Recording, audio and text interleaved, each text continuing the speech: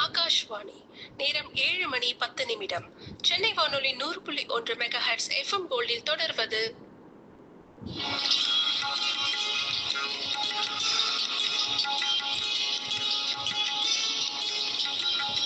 கனிந்த வாழ்வு. முதுமை இனிதாக. முதியோர் நல ஆர்வலர் ML பிரபா அவர்கள் வழங்கும் ஆலோசனைகள் கேட்கலாம். ஒரு மனுஷன் 20 வயதுல தன்னை பத்தி என்ன நினைக்கிறான்னா மத்தவங்க நம்மளை பத்தி என்ன நினைக்கிறாங்கன்னு யோசிக்கிறான். 40 வயதுல யார் தம்மை பத்தி என்ன நினைச்சா என்ன அப்படின்னு நினைக்கிறான். 60 வயதுலதான் தன்னை பத்தி யாருமே எப்போதுமே நினைப்பதே இல்லை அப்படிங்கிறதே உணர்றான். அன்லாண்டர்ஸ் என்னும் அமெரிக்க உளவியல் ஆலோசகர் வாழ்வில் முதுமையையும் இறப்பையும் தவிர்க்க நம்மால் முடியாது என்ற யதார்த்தமான உண்மையை நாம் புரிந்து கொள்ள வேண்டியது மிகவும் அவசியம். இந்த உணர்வே முதியவர்களை தேவையற்ற மன அழுத்தத்தில் இருந்தும் மன இறுக்கத்தில் இருந்தும் காப்பாற்றும். உலக மனித உரிமை குழுவின் கருத்து 2050 உலகின் மக்கள் தொகையில 2 பில்லியன் மக்கள் 60 வயதுக்கு மேற்பட்டவர்களாக இருப்பார்கள் என்பதுதான். இவர்கள் அப்போது எதிர்பார்க்கப்படும் குழந்தைகளின் எண்ணிக்கையை விட அதிகமாக இருப்பார்கள் என்பதும், இந்தியா போன்ற வளர்ந்து வரும் நாடுகளில் இருப்பார்கள் என்றும் கூடுதல் தகவலும் நமக்கு வியப்பையும் கவலையும் தரக்கூடியதாக இருக்கின்றன. உலக அளவில் ஸ்பெயின், ஜப்பான் மற்றும் சிங்கப்பூர் ஆகிய நாடுகள் தமது மக்களின் வாழ்நாளை நீட்டி முதல் 3 இடங்களை பிடித்துள்ளன. சிங்கப்பூர் மக்களில் தற்போதைய சராசரி ஆயுட்காலம் 83.3 என்றால் மற்ற 2 நாட்டு மக்களின் சராசரி ஆயுட்காலம் என்னவாக இருக்கும் என்பதை நம்மால் ஓரளவு அனுமானிக்க முடியும். இந்திய நாட்டை பொறுத்தவரை 2014 ஆண்டில் ஆய்வின்படி மக்களின் சராசரி ஆயுட்காலம் 68 உள்ளது. தற்போதைய நிலையில் மருத்துவ உலகின் கருணையினால இது சற்றே உயர்ந்திருக்கலாம். நீண்ட நாட்கள் வாழ்வது மகிழ்ச்சியான விஷயம் என்றாலும் வந்தவர் எல்லாம் தங்கிவிட்டா மண்ணுல மத்தவங்களுக்கு எப்படி இடம் கிடைக்கும் இல்லையா? இந்தியாவை பொறுத்தவரை நவீன மருத்துவ வசதிகள் நமக்கு கிடைக்க வாய்ப்புகள் ஏராளம். ஆனா அவற்றை வாங்குவோம் சக்தி கொண்டோர் நம்மில் வெகு சிலரே. இங்குதான் முதுமைக்கு சிக்கலே உருவாகுது. வாழ்தல் வேறு, இருத்தல் வேறு. தன் வேலையை தானே பார்த்து கொண்டு உயிரோடு இருப்பதை வாழ்தல் எனலாம். தனது அடிப்படை இயக்கத்துக்கு கூட மற்றவங்களை சார்ந்து இருப்பது இருத்தலாகும். இவர்களை காலப்போக்குல நெருங்கிய உறவுகளே சுமையாக கருது தொடங்குவார்கள். கணிசமான ஓய்வு ஊதியம் பெறுபவர்களும் சொத்து உள்ளவர்களுக்கும் வேண்டுமானால் நல்ல கவனிப்பு கிடைக்கலாம். சார்ந்த முதியோர் உடல் நிலைமை மிக மோசமாகவும் அதுவும் கிடைப்பது அரிது. இந்த சூழ்நிலையில் தான் முதியோர்கள் தமது வாழ்வில் மனநலம் மற்றும் உடல்நலம் சார்ந்த விஷயங்களில் கூடுதல் கவனம் செலுத்த வேண்டும். எந்த சூழ்நிலையிலும் யாருடனும் கடனோ பகையோ வைத்துக் கொள்ள கூடாது. எதிலும் சமரசம் என்பது வாழ்வின் தாரக மந்திரமாக மாற வேண்டும். எதிர்பார்ப்புகள் எதிரிகளையும் ஏமாற்றத்தையும் அவர்களுக்கு அள்ளித்தரும். மௌனம் காப்பது அவர்களின் கௌரவத்தை காப்பாற்றும். பிடித்த வேலைகளில் கவனம் செலுத்துதல், பக்தி மார்க்கத்தில் ஈடுபடுதல், நடைபயிற்சி மேற்கொள்ளுதல் போன்றவை நல்ல பலன்களை தரும். சாத்தியமாயின் மருத்துவ காப்பீடு ஒன்றை தனக்கும் தனது துணைக்கும் எடுத்துக்கொள்ளுதல் நல்லது. பணம் உள்ளவர்களால் தான் அதிகரித்து வரும் அவசர மருத்துவ செலவுகளையும் எதிர்கொள்ள முடிகிறது. வயது ஆக ஆக நெருங்கிய சொந்தங்களின் இழப்பு, வலியுடன் கூடிய நோய்கள், வயது மூப்பின் காரணமாக ஏற்படும் உடல் பலவீனம், வாழ்வில் சந்தித்த ஏமாற்றங்கள் எல்லாம் சேர்ந்து இருக்கின்ற மனச்சோர்வுக்கு சுவையினை சேர்க்கும்.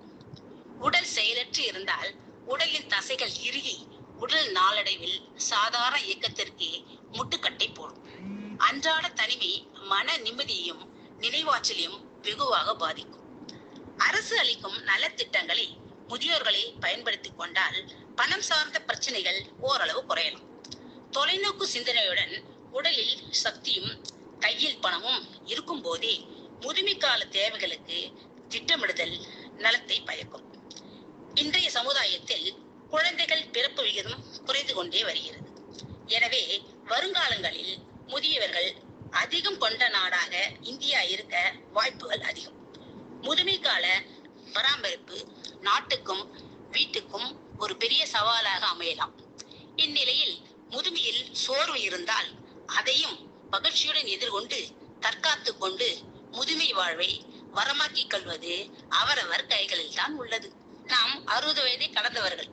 அதற்கு பிறகும் கூட கூடுதல் எச்சரிக்கையுடன் இருக்க வேண்டும் என மருத்துவ வல்லுநர்கள் கூறுவதை யாரும் அலட்சியப்படுத்தக்கூடாது. அதற்காக வீணான பயத்தையும் மனதில் ஏற்றுக்கொள்ள கூடாது. மனதுக்கு முதுமை கிடையாது. முதுமை வயதினால் வருவது. வயது என்பது ஒரு எண்தான் என்பதை நாம் மனதில் நினைத்து கொள்ள வேண்டும். நோய் எதிர்ப்பு சக்தி முதியவர்களுக்கு இயற்கையிலேயே குறைவாக இருப்பதால் வாய்ப்புள்ள எல்லா நோய்களிடமிருந்தும் எந்த நாளும் தம்மை தற்காத்துக் கொள்வதுதான் அவர்களின் அறிவுபூர்வமான அணுகுமுறையாகும். தனிமைப்படுத்திக் கொள்ளுதல், முகக்கவசம் அணிதல், அடிக்கடி கால் மற்றும் முகத்தினை சோப்பினால் கழுவுதல், சமூக இடைவெளி கடைபிடித்தல் போன்றவை அன்றாட செயல்பாடுகளில் தொடர வேண்டும். தனியாக வெளியே செல்லும் போது ஆதார் அட்டை போன்ற அடையாள அட்டைகளை சட்டைப்பையில் வைத்துக் கொள்வது நல்லது. வெளிநாட்டிலோ வெளி ஊரிலோ நெருங்கிய உறவுகள் இருந்தால் ஒவ்வொரு காலையும் அல்லது இரவிலும் கட்டாயம் தொடர்பில் இருக்க வேண்டும். இருவருக்கும் வசதியான ஒரு கால அட்டவணை இருவரின் பணிக்கும் இடைஞ்சல் தராது. வாழ்வில் சமரச சன்மார்க்கம் தழைக்க வேண்டும். எல்லோர் பேச்சுக்கும் ஆமாம் போட கற்றுக்கொள்ளுங்கள். கேட்காமல் யாருக்கும் அறிவுரை கூறி அவமானப்படுவதை தவிர்ப்பது நலம். எந்த நிலையிலும் யாருடனும் பகை, விவாதம், கடன் போன்றவற்றை வளர்த்துக் கொள்ளாதீர்கள். அவ்வப்போது இல்ல துணைக்கு நன்றி பாராட்டி அன்பு செலுத்த தவறாதீர்கள். அவர்கள் உங்கள் வாழ்க்கை புத்தகத்தின் முதல் பக்கமாகவும் கடைசி பக்கமாகவும் இருப்பவர்கள். இனிமையான பழைய நினைவுகளை, நட்புகளை அசி போட்டு பாருங்கள். பிடித்ததில் ஈடுபட தயாராகுங்கள். பிடிக்காததை தவறையும் செய்யாதீர்கள். இசையினை கேட்பதில், பாடுவதில் ஈடுபடுதல், தியானத்தில் ஈடுபடுவதால் மன அழுத்தம் குறையும். நல்ல சுத்தமான உடை, சவரம் செய்த முகம், நம்பிக்கையான நட்பு, இறை பக்தி, எளிமையான வாழ்வு, சுத்தமான காற்று போன்றவற்றை அவர்கள் உள்ளத்தின் உற்சாகத்தினை பெருக்கும். நெடுந்தூர நடப்பயிற்சி மேற்கொள்ளுதல், கடைகளுக்கு செல்லுதல், மக்கள் கூட்டம் அதிகமாக உள்ள இடங்களுக்கு செல்லுதல் போன்ற செயல்பாடுகளை முற்றிலும் தவிர்த்தல் நலம். சர்க்கரை நோய், இரத்த அழுத்தம் போன்ற உடற்கோளாறு உள்ளவர்கள் வழக்கமான மருந்துகளை எடுத்துக்கொள்ள தவறக்கூடாது. நீரிழிவு நோய், இரத்த அழுத்தம் போன்றவற்றின் அளவை வாரம் ஒரு முறையோ தேவைப்படும் போதோ தகுந்த மருத்துவ உபகரணங்களை கொண்டு இருக்கும் இடத்திலேயே பரிசோதித்து அவற்றின் நாள் நேரம் குறித்து ஒரு பதிவேட்டில் பதிவு செய்து வருவது பிற்காலத்தில் பயன். குடும்ப மருத்துவருடன் தொடர்ச்சியாக தொடர்பில் இருந்து அவர்களின் ஆலோசனைகளை தொலைபேசி மற்றும் கைபேசிகளின் மூலம் பெறுவதை வழக்கமாக வைத்துக் கொள்ள வேண்டும். லேசான உடல் உபாதைகள் பிற்காலத்தில் பெரிய பிரச்சனைகளாக விஸ்வரூபம் எடுக்கலாம். ஆனால் அதில் சிறிது கவனம் தேவை. மருத்துவரின் பரிந்துரை இல்லாமல் புதிய மருந்துகளை எடுத்துக்கொள்வதோ, எடுத்துக்கொண்டு வரும் மருந்தை மருத்துவர்கள் சொல்லாமல் பாதியிலேயோ நிறுத்தி விடுவதோ விபரீதமான விளைவை ஏற்படுத்திவிடும். தொலைக்காட்சிகள் மற்றும் செய்தித்தாள்கள் மூலம் நாட்டின் அண்மை செய்திகளை அறிந்து கொள்ள வேண்டும். தம்மை சுற்றி என்ன நடக்கிறது என்பதை புரிந்து கொண்டு அதற்கேற்ப தமது செயல்பாடுகளை தகவமைத்துக் கொள்ள வேண்டும். ஆதிக்கம் செலுத்தி வந்த காலம் முடிந்து அடிமை வாழ்வு தொடங்கிவிட்டதை ஞானம் உணர்த்திவிடும். குடும்ப பொறுப்பை மன நிறைவுடன் அடுத்த தலைமுறைக்கு பதவி பிரமாணம் செய்து விடுவது பல சிக்கல்களை தவிர்க்கும். மிகுந்த மன நிம்மதியை தரும். மனதில் தோன்றினால் ரகசியமாக நம்பகத்தன்மை கொண்ட ஒரு நல்ல நண்பர் ஒருவரை சாட்சியாக கொண்டு வீல் ஒன்றை தயாரித்து விட்டால் பிற்காலத்தில் தம் சொத்து சார்ந்த பிரச்சனைகள் வருவதையும் தவிர்க்கலாம். முதுமையும் மற்றொரு குழந்தை பருவம் போலத்தான். பிறை சார்ந்து வாழ வேண்டிய காலத்தின் கட்டாயம். எல்லோருக்கும் இது ஒரு காலகட்டத்தில் ஏற்படும். எதிர்பார்ப்பு இல்லாமல் வாழ்ந்தாலே ஏமாறாமல் இருக்கலாம். முடிந்தவரை பிறருக்கு சுமையாக இல்லாமல் இருக்க வேண்டும். அதற்கான முயற்சிகளையும் பயிற்சிகளையும் அனைத்து முதியோர்களும் எடுத்துக்கொள்ள தாமே முன்வர வேண்டும். அதற்கு முதுமை நம் மனதுக்கு இல்லை, வயதுக்குத்தான் என்பதை அனைத்து முதியோர்களும் உணரத் தொடங்க வேண்டும். அப்படி உணரத் தொடங்கினால் என்றுமே அவர்கள் இளைஞர்கள் தானே. முழு உடம்பையும் தாங்கி பிடித்து நாம் உலாவர உதவுவை நமது கால்களே. முக்கியமாக மூட்டுக்கள் தொடைகளுடன் கணுக்கால்களையும் இணைத்து நமது அன்றாட இயக்கத்தில் நமது செயல்பாடுகளில் கால்களே பெரும் பங்கு வகிக்கின்றன. நமது அன்றாட வாழ்வில் செயல்பாடுகளில் நமது 2 கால்களின் பங்கு 70% என கூறப்படுகிறது. மூட்டு வலி உடலையே தாங்கும் பகுதியில் ஏற்படுவதால் தாங்க முடியாத வலியை ஏற்படுத்துகிறது. இதனுடைய தீவிரத்தை அனுபவித்தவர்கள் மட்டுமே விவரிக்க முடியும். குறிப்பாக முதியோர்களும் பெண்களும் மூட்டு வலியால் பெரிதும் பாதிக்கப்படுகிறார்கள்.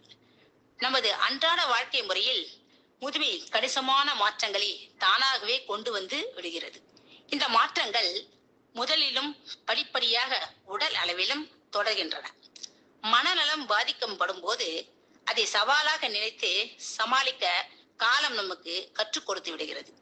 எதிலும் சமரசம் செய்து கொள்ளும் மனப்பக்குவமும் சகிப்புத்தன்மையும் நமக்கு உதவிக்கு வந்து மனநலன் தீவிரமாக பாதிப்புக்கு உள்ளாகாமல் பல நேரங்களில் நம்மை பாதுகாக்கின்றன. ஆனால் உடல் நலம் மூப்பின் காரணமாக பாதிக்கப்படுவதை நாம் ஓரளவுதான் தவிர்க்க முடியும். சரியான தடுப்பு நடவடிக்கைகளை தொலைநோக்கு பார்வையோடு 60 வயதை நெருங்கும் போதே முதியவர்கள் எடுத்துக்கொள்ள தவறுதல் கூடாது. அப்போதுதான் அவர்கள் தமது அன்றாட செயல்பாடுகளுக்கும் இயக்கத்திற்கும் மற்றவர்களை சார்ந்து இருப்பதை ஓரளவேனும் தவிர்க்க முடியும். 50 வயதினை கடந்தாலே மூட்டு வலியின் அடையாளங்கள் எல்லோருக்கும் தெரிய வரும். அப்போதே மூட்டு வலி தீவிரம் அடையாமல் பார்த்து கொண்டால் பிற்காலத்தில் மூட்டு வலியின் தீவிரத்தன்மையை குறைக்கலாம். மூட்டு வலிக்கு முக்கியமான காரணம் அதிகம் நடக்காமல் கால்களின் இயக்கங்களை நாம் குறைப்பதே ஆகும். இயக்கப்படாத கால்கள் நமக்கு இனிமேல் நடப்பதற்கான வேலை இல்லை என்னும் உணர்வினை மூளையின் மூலம் பெறுகின்றன. நமது அன்றாட பழக்க வழக்கங்கள் இந்த உணர்வுக்கு வலு சேர்க்கின்றன. மேலும் சர்க்கரை நோய் உள்ளவர்கள் ரத்தத்தில் அதிக அளவு சர்க்கரையின் அளவு இருக்கும் போது இயல்பாகவே அதிக சோர்வுடன் இருப்பார்கள். அப்படிப்பட்டவர்கள் தான் உடல் ஓய்வு எடுக்க சொன்னாலும் முதலில் நடைபயிற்சியில் ஈடுபட வேண்டும். நேரம் கிடைக்கும் போதெல்லாம் சிறிது தூரமாவது நடக்க முயற்சிகள் எடுத்துக்கொள்ள வேண்டும். இதனால் ரத்தத்தில் சர்க்கரையின் அளவு குறையும், உடலில் கெட்ட கொழுப்பு குறையும், நல்ல கொழுப்பு அதிகரிக்கும், இரத்த ஓட்டம் சீராகும், மிக இரத்த அழுத்தம் சீராகும். முட்டிகள் இயங்க தொடங்குவதால் நாளடைவில் முட்டியின் தசை நார்களில் இருக்கும் குறைந்து முட்டிகளின் வலியும் குறையும். நடக்க தொடங்கும் போதே ஏற்படும் சிறு சிறு வலிகளை பொறுத்து கொள்ளத்தான் வேண்டும். இரும்பு சத்தும் கால்சியமும் எலும்புகள் உறுதியாக இருக்க உதவுகின்றன. மூட்டுகளில் வலியுள்ள இடங்களில் தொடக்க காலங்களில் ஐஸ் கட்டியை கொண்டும் தொடர்ந்து இருந்தால் சுடு தண்ணீரை கொண்டும் நீவி விடுவது நல்ல பலனை அளிக்கும். பக்க விளைவுகளும் ஏற்படாது. உடல் பருமனை குறைத்தல், நடக்கும் போதும் நிற்கும் போதும் வாகனங்கள் ஓட்டும் போதும் உடல்நிலை சரியான கோணத்தில் பராமரிப்பது, பிடித்த பாடல்களை கேட்பது, தியானம் மற்றும் இறை வழிபாடு, குளிப்பறைகளில் வழுக்கும் தரைகளிலும் விழிப்புடன் இருத்தல் ஆகிய செயல்பாடுகள் மிக முக்கியமானவை. உணவில் முருங்கைக்கீரை மற்றும் பச்சை காய்கறிகளை சேர்த்து கொள்ள வேண்டும். தினமும் இரவில் சிறிது மஞ்சள் பொடியும் மிளகு பொடியும் சேர்த்து பால் குடித்தல் நல்லது. மேலும் உணவில் சுக்கு, இஞ்சி, துளசி போன்றவற்றை சேர்த்துக் கொள்வதும் கிழங்கு வகைகளை தவிர்ப்பதும் நல்லது. மது குடித்தல், புகைப்பிடித்தல் போன்ற தீய பழக்கங்கள் இருந்தால் அவற்றினை படிப்படியாக குறைத்து வருவது உடல் நலத்திற்கு நல்லது. முதுமையில் சோர்வும் பலவீனமும் தவிர்க்க முடியாதவை. இவ்வயதில் ஓய்வே பல நோய்களுக்கு நல்ல மருந்தாக அமையும் என்பதை மனதில் கொண்டு தேவையில்லாமல் எடுத்ததுக்கெல்லாம் மருந்துகள் என்றும் மாத்திரைகள் எடுத்துக்கொள்வது என்றும் காலப்போக்கில் நமக்கு பெரிய நோய்களை கொண்டு வரும். மூட்டு வலி நிரந்தரமாக முடக்கி போட்டுவிடும். தெய்வங்கள் எல்லாம் தோற்றே போகும் தந்தை அன்பின் முன்னே தாலாட்டு பாடும் தாயின் அன்பு தந்தை அன்பின் பின்னே தகப்பனின் கண்ணீரை கண்டோர் இல்லை, தந்தை சொல்மிக்க மந்திரம் இல்லை. என் உயிரணுவில் வரமுன் உயிரல்லவா, மண்ணில் வந்த நான் உன்னகலல்லவா, காயங்கள் கண்ட பின்பே உன்னை கண்டேன்.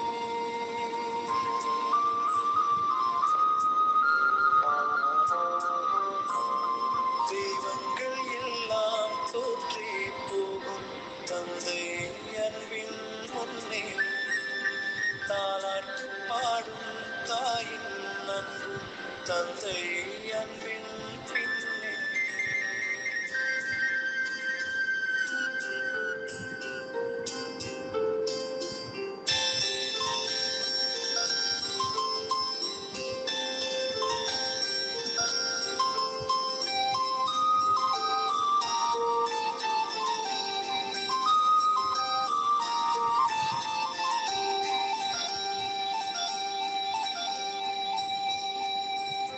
கண்டிப்பீலும் தண்டிப்பீலும் கொதித்திடும் உன் மோகம், காய்ச்சல் வந்து படுக்கையில் துடிப்பதும் உன் முகம். அம்பாரியாய் ஏற்றிக்கொண்டு அன்று சென்ற ஊர்வலம், தகப்பனின் அணைப்பிலே கிடந்ததும் ஓர் சுகம். வளர்ந்ததுமே யாவரும் தீவாய் போகிறோம், தந்தை அவனின் பாசத்தை எங்கே காண்கிறோம். நமக்கெனவே வந்த நண்பன் தந்தை.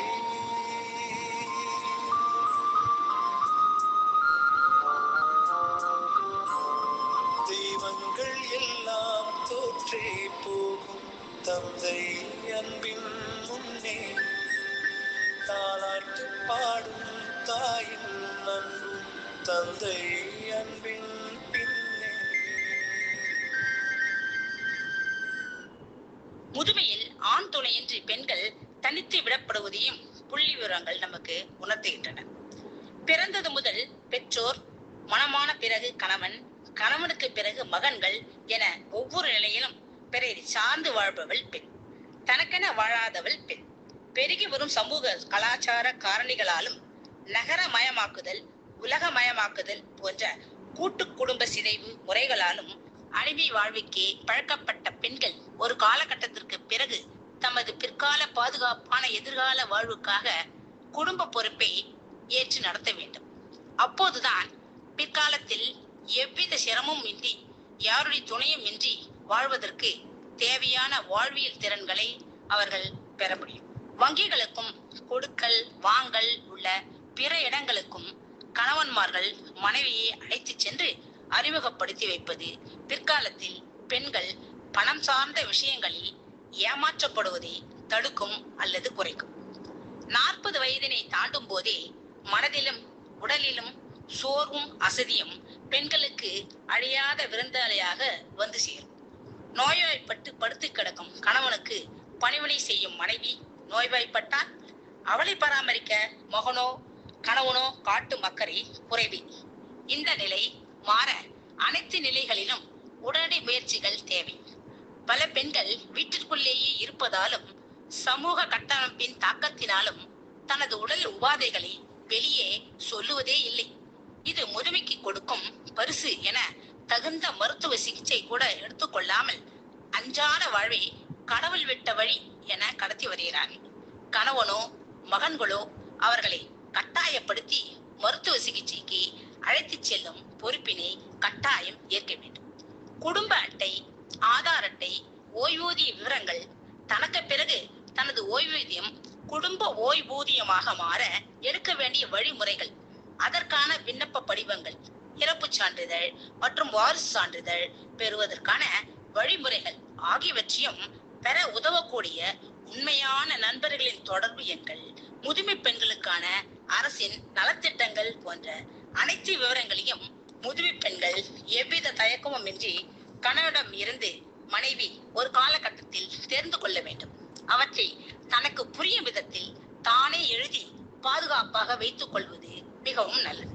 யோசித்து பார்த்தால் மகிழ்வாக மீதமுள்ள காலத்தை வாழ்வதற்கான புதிய வழிகள் நம்முடைய மனதிலேயே தோன்றும்.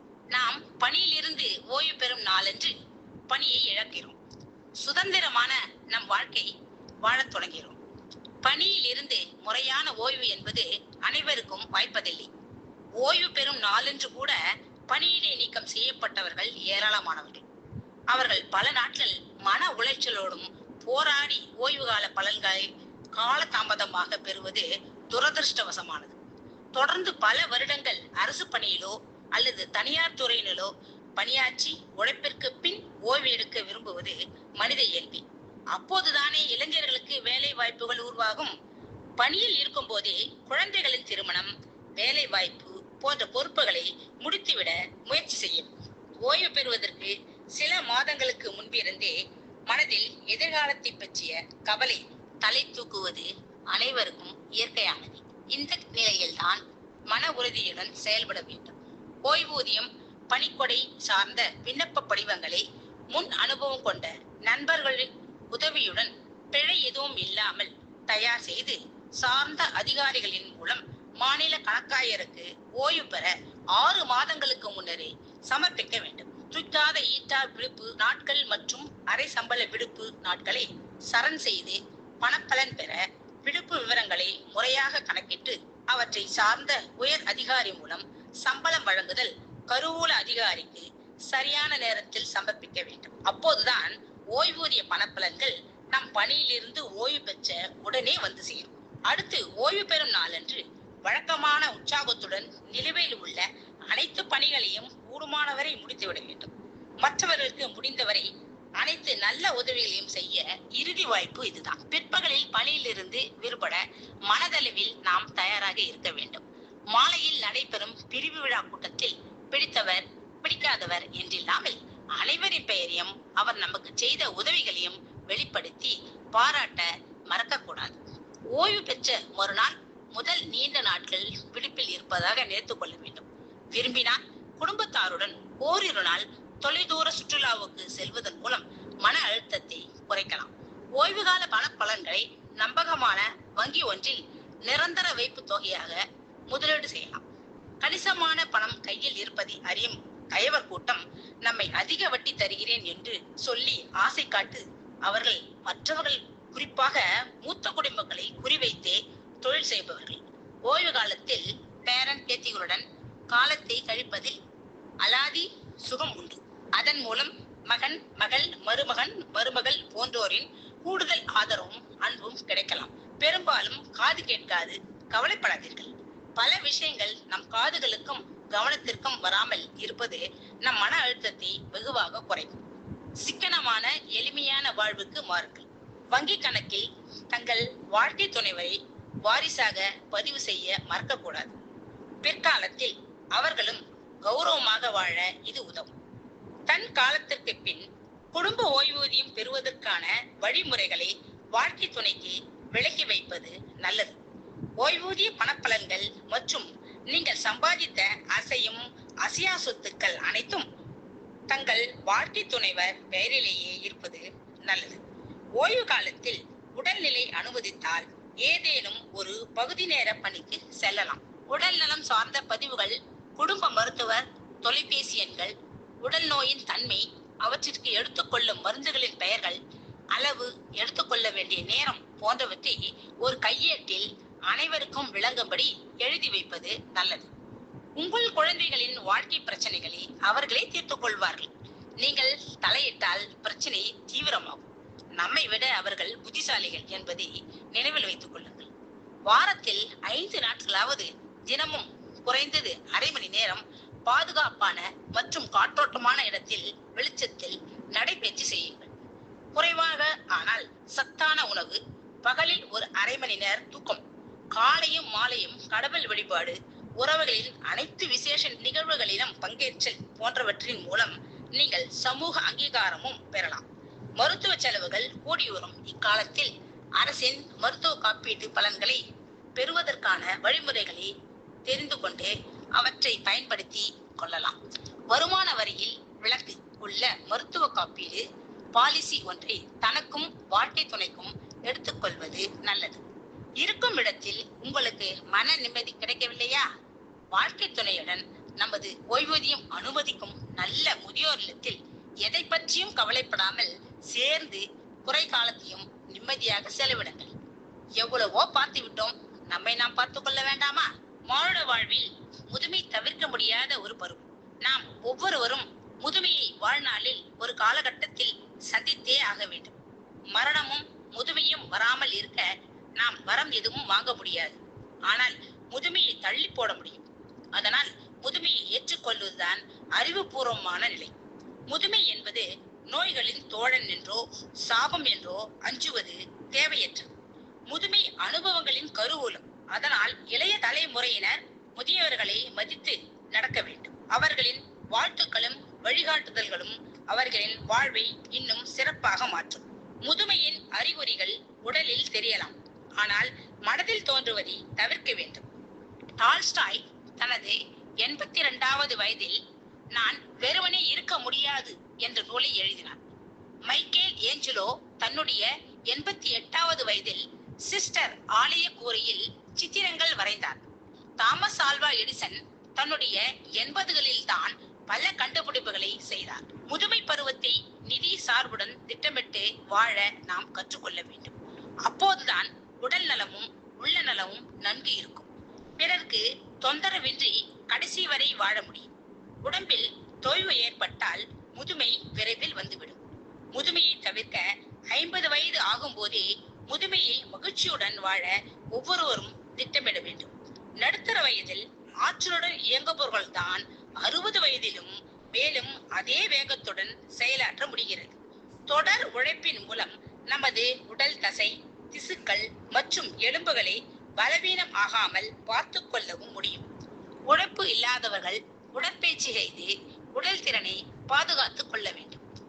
முதுமையில் பெரும்பாலானோருக்கு மன அழுத்தம், உடல் வலிகள், சிறுநீரக பழுது மற்றும் பல காரணங்களால் தூக்கமின்மை ஏற்படுகிறது.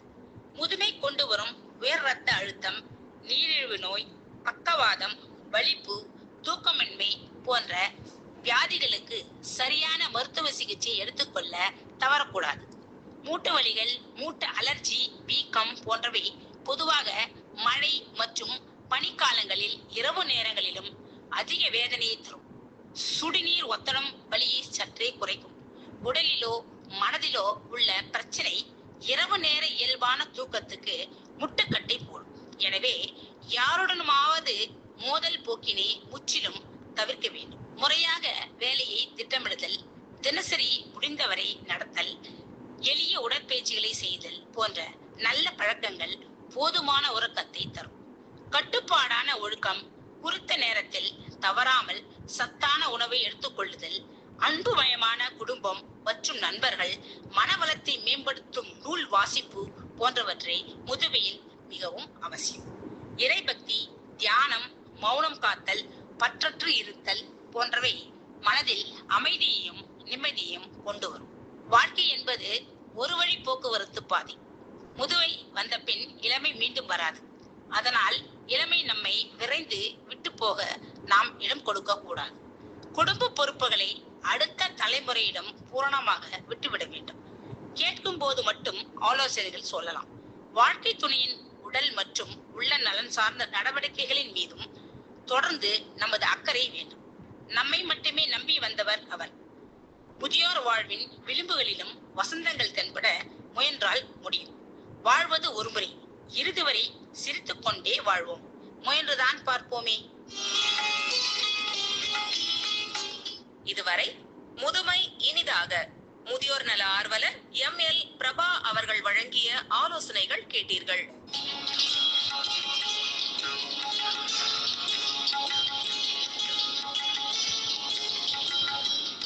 நேயர்கள் இதுவரை கேட்ட நிகழ்ச்சி கனிந்த வாழ்வு.